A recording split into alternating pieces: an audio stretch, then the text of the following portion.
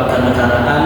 Dengan ini kelompok 2 akan menjabarkan satu persatu. Sebelum penjabaran soal dari buku tersebut, kami dari kelompok 2 akan memperkenalkan diri secara masing-masing. Pertama, dari samping saya. Perkenalkan, nama saya Ahmad Doli Aidar Ali Al-Fayad dengan NIM akhir 183. Dan saya Husain Akmal dengan NIM akhir 180. Dan saya Yusuf Yasmita dengan NIM akhir 064. Dan saya Asri Fatih dengan NIM akhir 173. Saya Nurul Fauzia Yuni dengan NIM akhir 130. Itu tadi perkenalan singkat dari kelompok kami.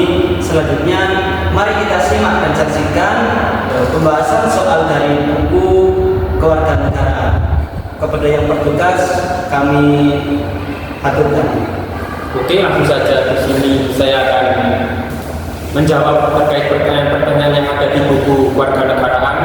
Pertanyaan pertama adalah, apakah integrasi itu sama dengan penyatuan atau pembauran?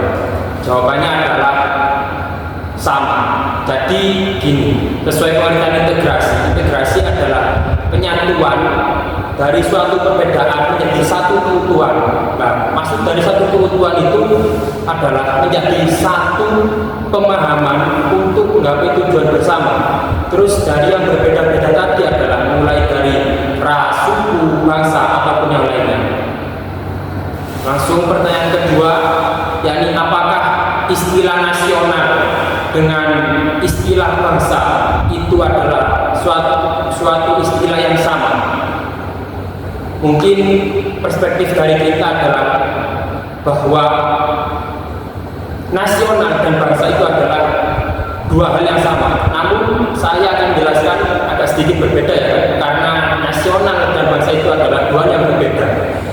Nasional sendiri adalah suatu istilah yang mana nasional itu mencakup kalangan bangsa atau negara. Kalau bangsa sendiri adalah suatu kelompok masyarakat atau kelompok manusia yang memiliki persamaan ras, budaya, sejarah, ataupun yang lain. Maka dari itu, untuk istilah nasional dan bangsa adalah dua istilah yang memiliki pengertian berbeda. Untuk selanjutnya akan dilanjutkan oleh teman saya. Oke, terima kasih atas waktunya. Kami akan melanjutkan soal yang sudah disampaikan oleh Mas Haidar. Soal yang pertama yaitu dalam hal integrasi bangsa, hal-hal apa yang perlu kita lakukan. Yang pertama, kita itu harus berintegrasi kepada politik. Yang kedua yaitu integrasi kepada ekonomi, dan yang ketiga yaitu berintegrasi kepada sosial budaya. Saya akan menjabarkan satu persatu dengan garis besarnya aja. Yang pertama yaitu dengan integrasi politik, yaitu di Indonesia ini mempunyai beberapa wilayah-wilayah yang tentunya itu sesuai apa yang disampaikan oleh Mas Haidar tadi, kesatuan itu penting untuk bangsa kita. Jadi dengan integrasi politik ini kita bisa menyatukan untuk satu tujuan kepada bangsa Indonesia ini. Yang kedua yaitu dengan integrasi ekonomi, yang dimana menciptakan saling bergantungan antar daerah dalam memenuhi kebutuhan ekonomi. Jadi di daerah ini perlu adanya integrasi ekonomi ini untuk menanggulangi atas ketimpangan ekonomi di Indonesia ini. Yang terakhir yaitu integrasi kepada sosial budaya, yang dimana kita harus bersosial kepada seluruh masyarakat dan budaya-budaya serta agama-agama yang ada di Indonesia ini tanpa membedakan satu sama lain. Yang kedua, soal yang kedua yaitu mengapa setiap bangsa perlu menentukan integrasi. Aku akan menjabarkan sedikit aja tentang mengapa bangsa ini perlu dengan adanya integrasi. Sesuai yang disampaikan oleh Mas Haidar tadi, yang pertama yaitu menjaga persatuan dan kesatuan. Jadi persatuan ini penting di Indonesia ini sesuai dengan aspek Pancasila yang nomor 3, yaitu persatuan bangsa Indonesia.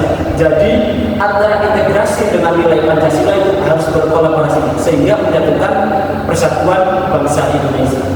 Yang kedua yaitu mencegah konflik sosial, karena yang dimana di Indonesia ini banyak problem-problem atau masalah-masalah mungkin dari pejabat publik, masyarakat. Dengan ini, dengan integrasi bangsa Indonesia, kita harus menyatukan bangsa Indonesia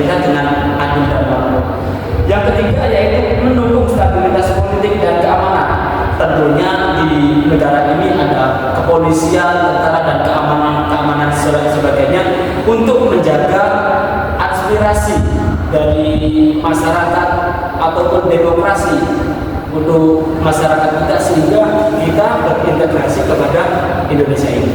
Itu penjabaran dari saya, selanjutnya dilanjutkan oleh rekan saya.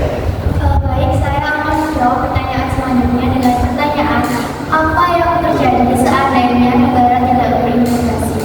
Nah, jadi ada beberapa faktor jika negara ini tidak ada rasa integrasi. Yang pertama akan terjadi perpecahan masyarakat. Nah, jadi masyarakat ini akan terbagi menjadi beberapa kelompok seperti kelompok ras, suku, agama, dan kepentingan pribadi.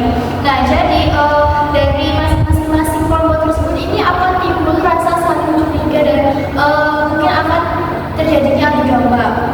Lalu yang kedua ini akan terjadi konflik dan kekacauan. Jadi tanpa integrasi ini akan mudah muncul konflik sosial maupun konflik demonstrasi anarkis yang akan menyebabkan perang saudara. Lalu yang ketiga ini akan terjadinya lemah persatuan nasional.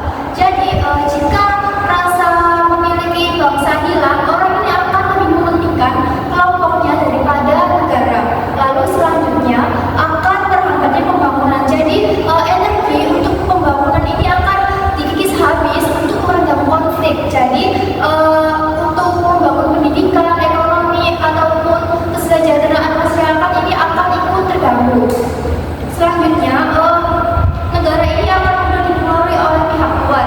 Jadi jika suatu negara ini tidak solid dan lemah, negara kita ini akan memungkinkan dijajah kembali dan mudah dipengaruhi oleh pihak luar. Selanjutnya dilanjutkan oleh teman saya. Baik, terima kasih atas kesempatannya. Di sini saya akan menjawab pada poin F, dimana soalnya adalah seperti apakah negara yang tidak mampu berintegrasi.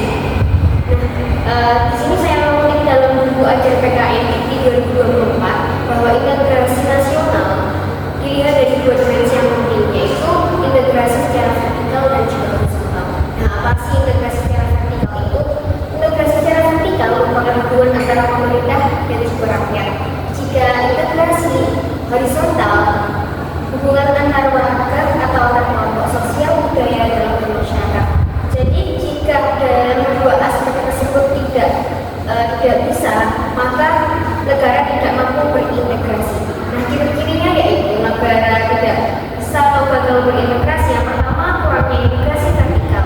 Rakyat tidak percaya pada pemerintah, kebijakan negara sering ditolak, masyarakat sering mengadu nasib atas ketidakadilan pemerintah yang ada. Lalu yang kedua, kurangnya integrasi horizontal, yaitu masyarakat terpecah dalam kelompok eksklusif berdasarkan etnis, agama, suku, atau kepentingan politik lainnya. Yang ketiga, hilangnya identitas nasional. Warga lebih mengutamakan identitas kesukuan, agama, atau kelompok dibandingkan identitas kebangsaan. Nah, simbol negara ini yang seperti kita ketahui yaitu bendera, bahasa, lagu kebangsaan.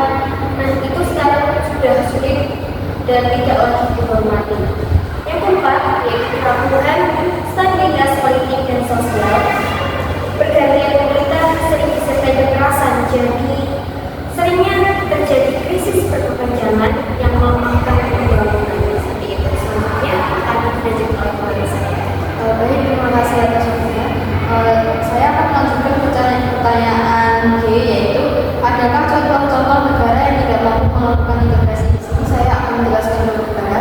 Yang pertama yaitu Uni Soviet, yang mana Uni Soviet merupakan negara besar yang terdiri dari banyaknya republik-republik dengan latar belakang etnis, bahasa, dan budaya yang berbeda. Yang menjadi keberagaman itu menyebabkan kesenjangan ekonomi antar wilayah, perbedaan ideologi politik, dan juga lemahnya kesatuan nasional, yang mana mengakibatkan pada tahun 1991 Uni Soviet resmi dibubar menjadi 15 negara bagian seperti Rusia, Ukraina, Kazakhstan, dan lain-lain. Yang mana ini menunjukkan kegagalan integrasi dalam menyatukan keragaman etnis dan ideologi. Yang kedua yaitu Yugoslavia. Yugoslavia terbentuk setelah Perang Dunia Pertama dengan menyatukan berbagai etnis seperti Serbia, Kroasia, Bosnia, dan juga Slovenia, yang mana perbedaan agama seperti Katolik, Ortodoks, dan juga Islam, dan juga kepentingan politik antar etnis serta nasional